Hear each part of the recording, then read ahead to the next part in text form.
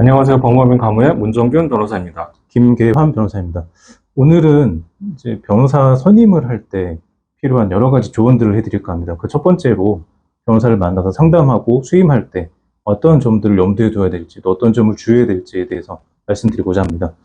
문 변호사님, 그 변호사를 만나서 상담을 한다는 게 사실 일반인으로서는 굉장히 1년에 한 번, 아니 평생에 한 번 있을까 말까 하는 일인데, 네네. 변호사 상담은 언제 어떻게 하는 게 좋은가요? 아무래도 이 법률적인 문제가 발생했을 때 일겠죠. 당장 아무런 문제도 없는데 변호사를 만날 일은 없겠지만, 다만 가장 중요한 것은 법률적인 문제가 발생한 그 즉시보다는 그런 문제점이 있을 때 미리미리 좀 진단하는 마음으로, 예방하는 마음으로 만나는 게 필요하지 않을까요?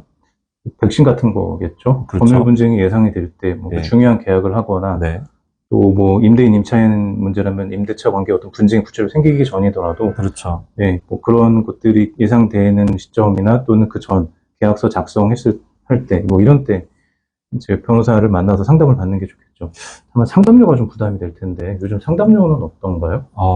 정말 천차만별인 것 같습니다. 요새는 이제 과거 같은 경우에는 당연히 오프라인으로 이제 변호사 사무실을 찾아와서 상담하는 게 당연한 거였는데, 지금은 인터넷으로 채팅 상담, 또는 전화 상담, 또 전화 상담하면서도 유료 상담, 무료 상담, 이런 게 다양하게 있기 때문에, 요새는 어떤 방법을 취한다기보다 어떤 변호사를 찾아가느냐가 더 중요해진 게 아닌가 싶습니다.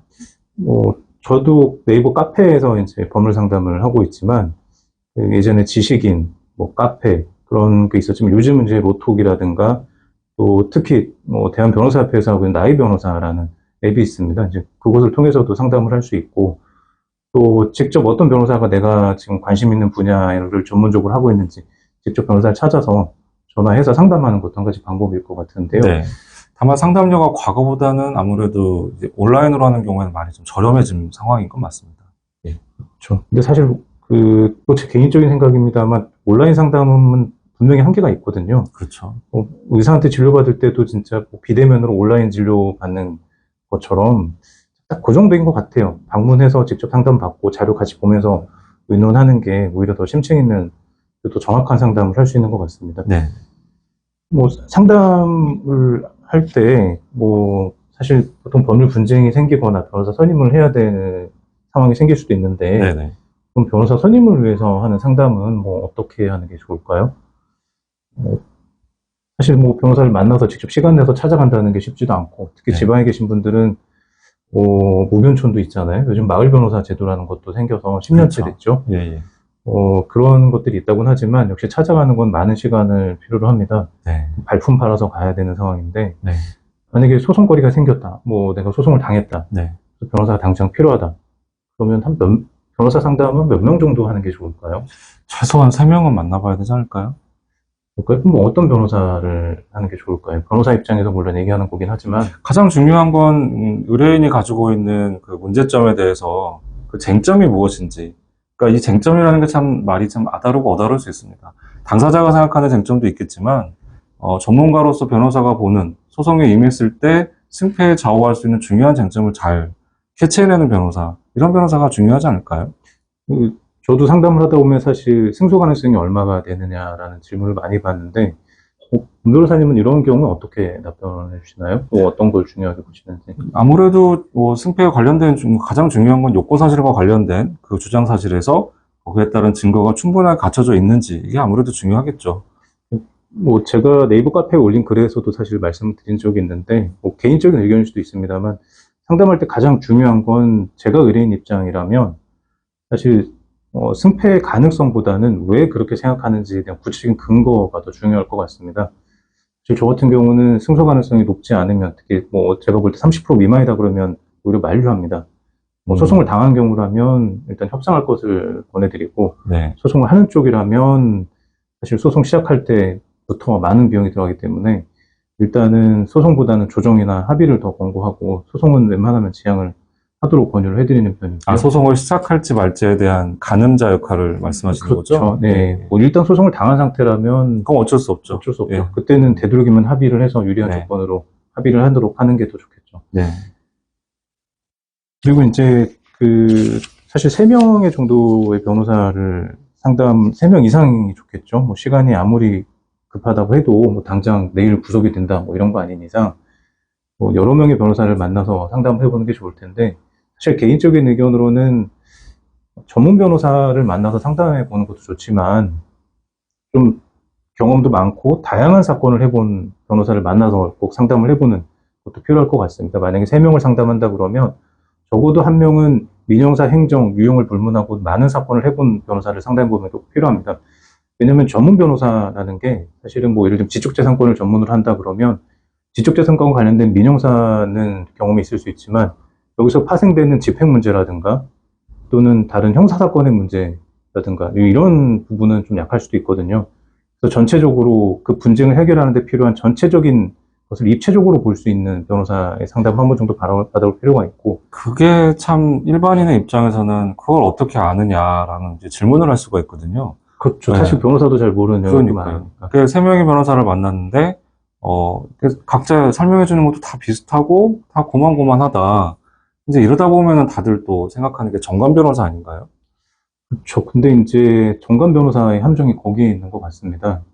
아무리 판사, 검사 생활을 오래 한다고 해도 특히 검사 출신들은 민사사건과 집행 부분이 사실 약하거든요. 그리고 이제 판사 출신이라 하더라도 모든 영역을 다 하는 게 아니거든요. 그리고 네. 사실 증거 수집을 판사가 직접 하는 게 아니고 당사자들이 법원에 제출한 걸 기준으로 하다 보니까 결국 처음부터 사실 소송의 승패는 처음에 증거 수집, 사실관계를 정리하는 것 뭐 이런 것부터 시작해야 되는데 그 부분이 약할 수도 있습니다. 그리고 수임료가 아무래도 정관 출신 변호사님들이 더 비싸죠. 아, 네. 네, 사실 가성비를 안 따질 수가 없습니다. 네네네. 실력 있는 정관 변호사님들도 많고 그 아, 경험을 그럼요. 무시할 수는 없는데 네네. 그 수임료라는 것과 같이 연결해서 생각을 해보면 저 비용의 문제를 생각하지 않을 수 없습니다. 뭐 저희도 그렇죠. 지금 말씀드린 것처럼 적어도 3명의 변호사를 만나봐라 하지만 그에 따른 상담료도 상당한 부담이 되는 건 사실일 거예요. 특히 대형 로펌 같은 경우는 네. 뭐 소형 로펌의 착수금만큼 상담료가 나갈 수도 있고요. 네네, 그렇죠. 그리고 이제 상담할 때 사실 대면 상담 한 번으로 끝나는 게 아니기 때문에 복잡한 사건 같은 경우는 미리 기록을 좀 보내서 검토를 맡기고 네네. 한 두세 번 같은 변호사에게 상담을 받는다라고 생각하는 게 더 나을 것 같습니다. 저희도 의료나 보험을 많이 하지만 미리 진료 기록과 보험 약관 뭐 이런 기록들을 받아서 검토한 다음에 그 다음에 대면 상담을 하거든요. 그러니까 미리 전화로 간략하게 사건과 관련된 초벌 상담을 하고 네. 기록을 보내서 검토를 부탁하고 그리고 나서 대면 상담으로 이어지는 그러한 형태가 가장 바람직할 것 같습니다. 그러면 일반 의뢰인의 입장에서는 변호사한테 어떤 질문에 어떤 답을 해주는 변호사가 가장 믿을 만한 변호사라고 할 수 있을까요? 사실 그거는 저도 제가 상담하면서 의뢰인이 저한테 신뢰를 갖는지를 확신할 수 있는 경우가 잘 없습니다. 그렇죠. 사실 반응을 볼 수밖에 없는데 네네. 보통은 자신이 써는 변호사하고 덜컥 수임 계약을 하는 경우들이 많으세요. 근데 네, 자신이 있느냐와 겸손은 항상 반대되는 건 아닙니다. 그렇죠. 변호사 항상 겸손해야 되거든요. 네네. 그리고 끝까지 자기가 생각하는 것의 근거, 판단 근거를 항상 찾아야 됩니다. 자기가 어떻게 생각하더라도 자기 생각을 뒷받침할 수 있는 증거와 법률적 근거를 제시할 수 있는 사람이어야 되고 네. 그런 것을 제시하는 변호사인지를 봐야 됩니다. 그런 것을 제시하고 승패 가능성도 따지고 그리고 앞으로 어떻게 하겠다는 플랜을 짜주는 변호사가 필요하거든요. 그렇죠. 당장 뭘 해야 될지를 알려주는 변호사부터 찾아야 됩니다. 그리고 사실 분쟁 해결이라는 게 꼭 사건을 이기는 재판에서 승소하는 것만을 얘기하는 건 아닙니다. 그래서 결국은 분쟁 해결, 특히 당사자 의뢰인의 이익을 위해서 어떻게 해결할 것인가를 전반적으로 소송뿐만이 아니고 다 얘기해 줄 수 있는 그런 변호사를 만나면 더 좋겠죠. 근데 슈퍼맨 같은 변호사 같습니다. 변호사님 말씀하신 변호사는. 그래서 경험이 많이 필요합니다. 특히 민사 같은 경우는 본안으로 끝나는 게 아니고 그렇죠. 보전소송, 가압류나 가처분도 해야 되고 소송에서 이겨야 되고 그 다음에 또 집행까지 이어져야 되거든요. 그러니까 사실 뭐 당장에 본안 소송만 상담할 게 아니고 보전부터 본안 집행까지 전체 절차를 다 아우를 수 있는 변호사이면 더 좋고요. 또한 이제 민사, 형사, 행정 그 다각도로 경험을 가진 변호사가 가장 좋습니다. 그러한 변호사하고의 상담을 한 번 정도 받아보셔야 되고 그리고 나서 자기 사건과 관련된 전문 지식이 있는 전문 분야가 그런 해당 분야에 대해서 전문 변호사로 등록이 돼 있는지 이런 것까지 더 확인하면 좋겠죠. 네. 자, 오늘은 변호사를 만났을 때 그 선임을 위한 조언과 관련돼서 특히 상담을 할 때 그 변호사에게 어떤 거를 어떤 면을 보고 우리가 판단을 해야 되는지 그런 거에 대한 좀 말씀을 드렸고요. 다소 좀 두서없이 말씀드린 점이 있는 것 같긴 하지만 차근차근 그 다음에 변호사 선임에 필요한 조언 두 번째 시간에 또 다른 내용으로 또 찾아뵙도록 하겠습니다. 자, 변호사님 혹시 마지막으로 하실 말씀 혹시 없으실까요? 네, 오늘 여기서 마무리하고요. 뭐 네. 다음 시간에는 도대체 변호사 수임료를 얼마를 줘야 되나? 그 민감한 문제인데요. 네, 뭐 사실 영업 비밀일 수도 있지만 네. 다음 시간엔 수임료 관련된 말씀을 드리도록 하겠습니다. 네. 네, 오늘은 여기서 마치겠습니다. 감사합니다. 감사합니다.